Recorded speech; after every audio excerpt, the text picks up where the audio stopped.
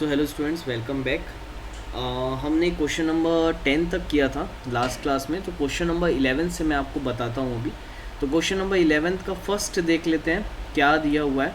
बड़ा simple question है, तो दिया है, मैं यहीं बता देता हूँ आपको। क्वेश्चन नंबर 11 का फर्स्ट, एक मिनट। हाँ, तो क्वेश्चन नंबर 11 का फर्स्ट हमको दिया है -4 की पावर -2 मल्टीप्लाई बाय -3/2 की पावर -2, राइट। तो देखो, बड़ा सिंपल क्वेश्चन है, सॉल्व करते हैं। अगेन माइनस है और यहाँ पर कहीं पर भी हमको ऐसा कोई लॉ लगता हुआ नज़र नहीं आ रहा है, तो हम बेसिक वे में सॉल्व करेंगे। पहले तो ये नेगेटिव एक्सपोनेंट को पॉजिटिव बना देता हूँ, तो ये हो जाएगा 1/-4 की पावर 2 इंटू, अगेन इसको भी कुछ वैसे ही करते हैं, एक्सपोनेंट नेगेटिव है तो पॉजिटिव बनाने के लिए -2/3 नंबर का रेसिप्रोकल की पावर हो जाएगा 2, राइट। ठीक, अब इसके आगे क्या करोगे, तो बड़ा सिंपल है। तो देखो, अगेन माइनस की पावर 2 यानी माइनस की पावर इवन नंबर, तो माइनस की पावर इवन नंबर क्या होता है आपको मैंने बताया था, पॉजिटिव। तो क्या इसको हम लिख सकते हैं 1/4 की पावर 2 इंटू, वैसे यहाँ पर भी माइनस की power even number is positive, तो इसको हम लिख सकते हैं 2 की पावर 2/3 की पावर 2, राइट। तो चलो सॉल्व करो, तो क्या हो जाएगा 1/4 की पावर 2 के मैं बोल देता हूँ 4 × 4 मल्टीप्लाई बाय 2 × 2/3 × 3। तो चलो कैंसिल करो, 2 2 4, अगेन 2 ये कैंसिल हो गया, ठीक।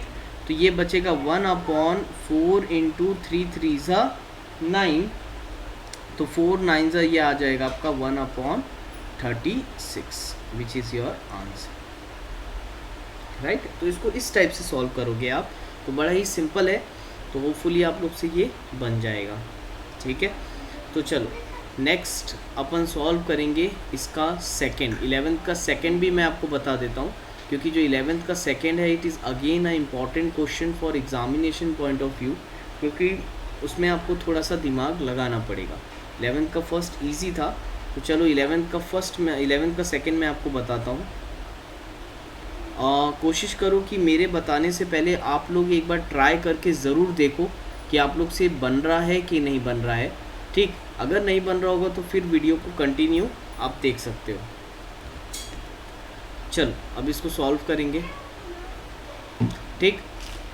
हाँ, तो एक मिनट, स्टार्ट कैसे करेंगे, तो सबसे पहले देख लो क्वेश्चन को। 2 की पावर -3 इंटू 5 की पावर -3 इंटू 10 की पावर 2 इंटू 25 का होल अपॉन 5 की पावर 4 इंटू 2 की पावर -5। अब देखो क्या करेंगे, आप 10 को स्प्लिट कर सकते हो, 10 को लिख सकते हो 2 इंटू 5 और 25 को लिख सकते हो 5 का स्क्वायर। मैं आपको ये इसलिए बता रहा हूँ, कभी भी आपको एक्सपोनेंट में क्वेश्चन आते हैं तो आप अगर आपको बड़ा नंबर दिया हुआ है तो हमको उसको स्प्लिट करना होता है। कैसे स्प्लिट करते हैं तो मैं आपको सिखाता हूँ, क्योंकि ये फर्स्ट क्वेश्चन है। तो देखो यहाँ पर लिखा है 2 की पावर -3 मल्टीप्लाई बाय 5 की पावर -3 इंटू, राइट। यहाँ मैं लिखूँगा, देखो अब ये 10 का स्क्वायर है, तो मैं क्या करता हूँ, पहले 10 को स्प्लिट कर देता हूँ। मुझे मालूम है 2 5 10 होता है या 5 2 10 होता है, तो 10 को मैं स्प्लिट करूँगा 2 × 5 में, और जो उसकी पावर है मैं उसके ऊपर लिख दूँगा होल अपॉन 2 इंटू 25 है, 25 को मैं लिख दूँगा 5 का स्क्वायर का होल अपॉन, मैं लिखूँगा 5 की पावर 4 इंटू 2 की पावर -5, राइट। तो ये बड़ा क्वेश्चन है, धीरे धीरे सॉल्व करो, समझ में आता जाएगा। तो यहाँ तक होपफुली आपको क्लियर होगा। 25 को मैंने 5 का स्क्वायर लिखा और 10 को मैं 2 × 5 का होल की पावर 2 में स्प्लिट कर दिया। तो अब देखो ये क्या हो जाएगा, 2 की पावर -3 इंटू 5 की पावर -3 इंटू, अब ये स्क्वायर दोनों तरफ ट्रांसफ़र होगा तो ये हो जाएगा 2 का स्क्वायर इंटू 5 का स्क्वायर इंटू 5 का स्क्वायर का होल अपॉन ये हो जाएगा 5 की पावर 4 इंटू 2 की पावर -5। तो आप लोग यहाँ तक तो पहुँच जाओगे, ठीक है। अब इसके आगे क्या करना है, तो इसके आगे हम एक आइडेंटिटी पढ़े थे विच इज़ a की पावर m इंटू ए की पावर n। अगर बेस सेम है और मल्टीप्लाई में है तो पावर ऐड हो जाता है, तो हम इसको लिखते हैं a की power m plus n, right. तो अब यहाँ पर देखो कौन कौन से नंबर आपको सेम दिख रहे हैं। अब जैसे देखो यहाँ ये 2 और यहाँ पर न्यूमरेटर को बस आप अभी फ़िलहाल न्यूमरेटर में फोकस करो, तो न्यूमरेटर में आपको यहाँ पर 2 दिख रहा है और यहाँ 2 दिख रहा है और दोनों मल्टीप्लाई में। तो मैं सबसे पहले क्या करूँगा, 2 लिखूँगा और ये दोनों 2 की ये जो पावर है ये -3 और यहाँ पर ये जो है 2, तो दोनों को ऐड कर देते हैं क्योंकि मल्टीप्लाई में। तो हम लिखेंगे -3 + 2 सिंपल इनटू अगेन दूसरा नंबर मुझे दिख रहा है 5, तो यहाँ पर ये 5 है, ये 5 है और ये 5 है। तो अब क्या लिखता हूँ मैं यहाँ पर 5 और सबकी पावर को लाइन से ऐड कर दूंगा। पहली पावर है यहाँ पर -3, ये है 2 और ये है 2, तो मैं इसमें लिख दूंगा -3 + 2 + 2, क्योंकि मल्टीप्लाई में तो पावर ऐड होते हैं, तो तीनों की पावर को एक साथ मैंने ऐड कर दिया। उसके बाद मैं लिखूंगा का होल अपॉन एक काम करते हैं, 2 को पहले लिखते हैं 5 को बाद में लिखते हैं। इसको मैं लिख दूंगा 2 की पावर -5 इंटू 5 की पावर 4। तो अब देखो अब क्या हो जाएगा, -3 + 2 करोगे तो ये हो जाएगा 2 की पावर -1 इंटू, अब देखो 2 हो गया 4, तो -3 + 4 हो जाएगा 1, तो ये हो जाएगा 5 की पावर 1। 2 + 2 4, 4 - 3 1, 5 की पावर 1 का होल अपॉन ये हो जाएगा 2 की पावर -5 इंटू 5 की पावर 4। यहाँ तक आपको होपफुली समझ में आएगा। इसलिए ना ये क्वेश्चन को मैंने लास्ट लेक्चर में नहीं कराया था क्योंकि लेंदी क्वेश्चन था, इट टेक्स टाइम, धीरे धीरे मुझे समझाना पड़ता तो टाइम लगता, तो इसलिए मैंने ये इसको आज के लेक्चर के लिए रखा था। तो यहाँ तक आपको समझ में आया। उसके बाद अगेन आपको ध्यान से देखेंगे तो एक आइडेंटिटी साफ साफ दिख रही होगी, यहाँ पर 2 है और यहाँ पर 2 है, तो देखो 2 की पावर -1 अपॉन 2 की पावर -5, तो ये आपको कौन सी आइडेंटिटी की तरह दिख रहा है, ये आपको इसकी तरह दिख रहा है a की पावर m अपॉन a की power n which is nothing but a की पावर m - n। तो हमको ये आइडेंटिटी से मैच होता दिख रहा है, तो ये आइडेंटिटी बिल्कुल लगेगी वहाँ पर।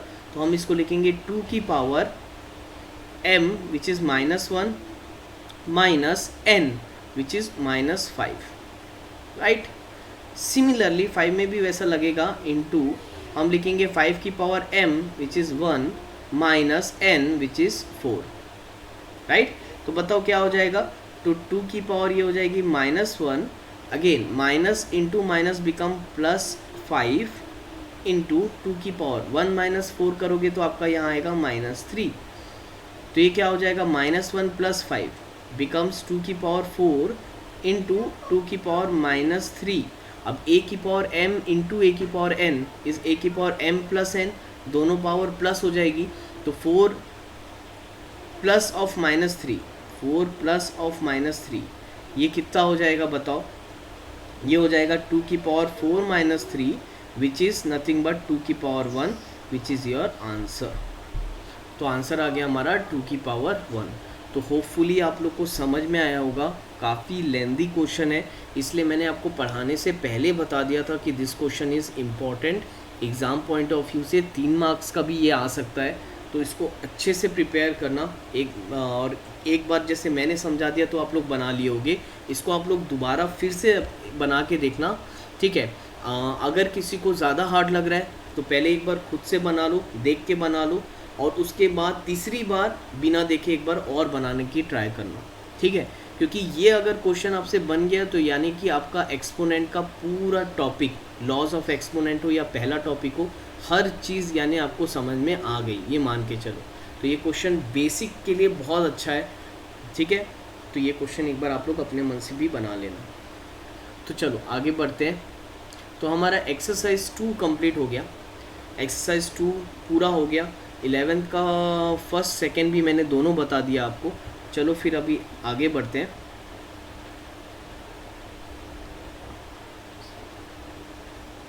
तो नेक्स्ट है हमारा एक्सरसाइज 2.3। तो चलो 2.3 करेंगे।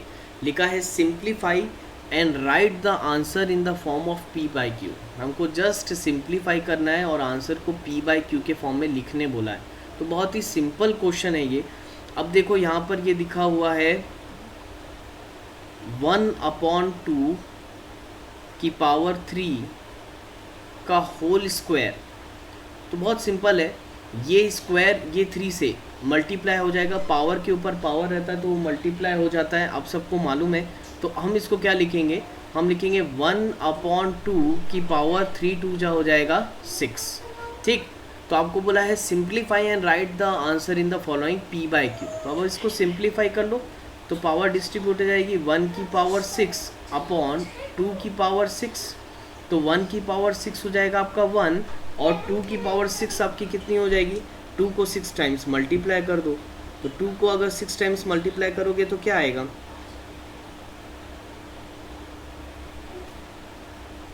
तो ये आएगा आपको 64। तो एक बार खुद से भी सॉल्व करके देखो। 2 की पावर 6 का मतलब 2 को 6 टाइम्स मल्टीप्लाई करना, तो आंसर आ गया 1/64 which is in the form of P by Q. P by Q के फॉर्म में लाना है यानी रैशनल नंबर के फॉर्म में लाना है। तो आ गया हमारा पी बाई क्यू के फॉर्म में, पी हो गया हमारा 1 और क्यू हो गया हमारा 64। तो ये आंसर आ गया 1/64। As simple as that, right. इसका सेकेंड भी देख लेते हैं। चलो तो इसका सेकेंड हम करते हैं। सेकेंड दिया है 3 की पावर -2 का होल की पावर 3। तो ये क्वेश्चंस बहुत इजी हैं, आराम से आप लोग से बनेंगे, लेकिन मैं तो भी एक बार बता देता हूँ। पावर मल्टीप्लाई हो जाएगा तो ये बन जाएगा 3 की पावर 3 2 जा हो जाएगा -6। तो हम इसको लिखेंगे 1/3 की पावर 6।